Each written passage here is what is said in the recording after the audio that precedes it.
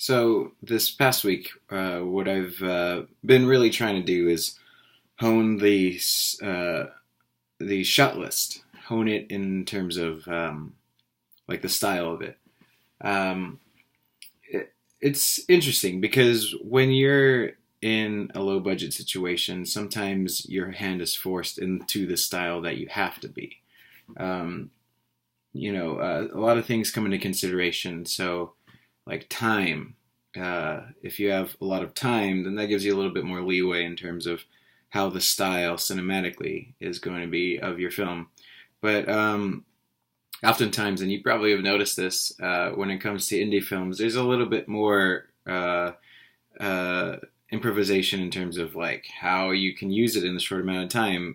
There's a lot of films who who have a specific style when they're indie, like Beasts of the Southern Wild. That one, to me, has a style that mimics the eyes of a kid, so the eyes are always wandering. But besides that, it also gives them, the filmmakers, kind of like another angle in that it frees them up a little bit in terms of like not having to worry about setup as much. Because if you're looking through the lens from the eyes and the perspective of a child, then the eyes are constantly wandering. And so you kind of have to embrace the imperfections of moving around handheld, and then you have to stylize the handheld in the way that you need it to be. Same thing with us. I've been moving forward, but the entire time I've been keeping these tenets of uh, of the style for my film. The way that I do that is by looking through each scene, and I decide through analyzing the scene over again, um, who is the perspective of the scene being seen through. There are two characters, so the perspectives flip flop, and when I find whose perspective it's looking through, and at that point, then I know that the characters themselves are going to be looking at specific objects, items, people in their environment, and then I have to pay attention to that because what they're looking at is kind of like an emotional tell of where they are at emotionally and mentally. And that's kind of a way to kind of talk to your audience in like a double way, literally through the script and through the performance, and then figuratively or metaphorically through how the lens is allowing you to see what's grabbing their attention, and where their heads are at. And so when like say for Jonah's one of the characters in the film. If I've decided that it's hers, then some of the things that she's talking about in the conversation could be connected to objects in the room. And at that point, because I am stylizing this whole film in handheld form, I got to style and frame it so that it looks like eyes, not like a camera, or not like a traditional film either, but like eyes that are wandering and looking to the thing that is important to them. And that's what I've been doing a lot lately, is trying to make sure, okay, who's going back and looking at each scene and saying, whose perspective is this from? Who is it for? And whether or not the things that they're looking at are important to them. Whether or not the thing speaks more about the scene with a bit of subtext because of the way that the shot list is trying to frame itself around there.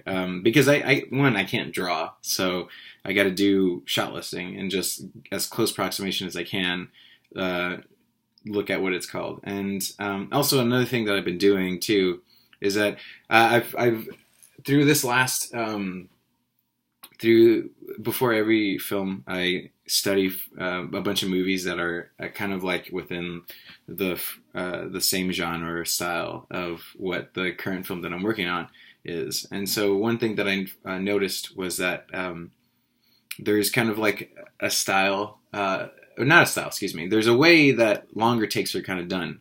and that kind of helped me understand the way that the style of silhouette was going to be.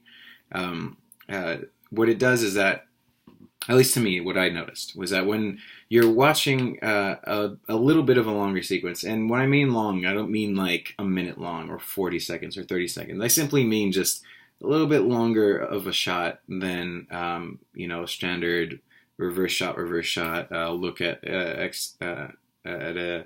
at the external entry or whatever. Just like it takes a little bit, and it gives it a little bit more time to breathe. But what I noticed was that when it comes to those shots, or even longer ones, is that it's not that the camera moves around and looks at things that are impressive or that are cool or tries to surprise you. Or the way that it's moving is trying to do in a really cool way. No, it's what I've noticed, at least for the films that I admire and like, is that the camera acts as a series of frames / cuts that are in sequence of that camera, of that shot. And what I mean by that is like if the camera starts at a profile close up of a guy's face, then turns and looks at an object in front of that, and then say the man gets up, walks out of frame, walks around, walks to the door, and then the camera looks up, and now it shows him there. Well, technically, right at that point, there are 3 to 4 framing moments in there, and those framing moments would also be like shots or cuts, and those 3 to 4 would be the close up here would be one, and normally you would cut to what he's looking at, but instead, what it is it acts as the character's point of view turns and looks at the thing that matters to him, and that's the object. That's the second frame. Then you could technically call it a third one if you were to include getting up and walking out of frame, because at that point he'd be partially in or out. And then the last one would be when the camera looks up to show him over there at the door or whatever, and that would be like the 4th frame, because now he's not a close-up anymore. Now he's like maybe a full shot, maybe a medium shot. Same thing if someone starts off like way like at a full shot, a long shot, and you can see his whole body, and then that person walks up to the camera, or the camera goes up to them and ends up at like a bust shot. You can call that a pan-in, but also it would also kind of serve as like 2 shots. One of them is a long shot or a full shot, and then that would have turned into a bust shot. 2 shots together, 2 frames. And with that, to me, helped me understand a little bit of how longer takes are kind of used, especially when it comes to like keeping it grounded, like not being fancy, using it for a very specific purpose, and that's just to reveal a little bit more of the character's psyche and emotions.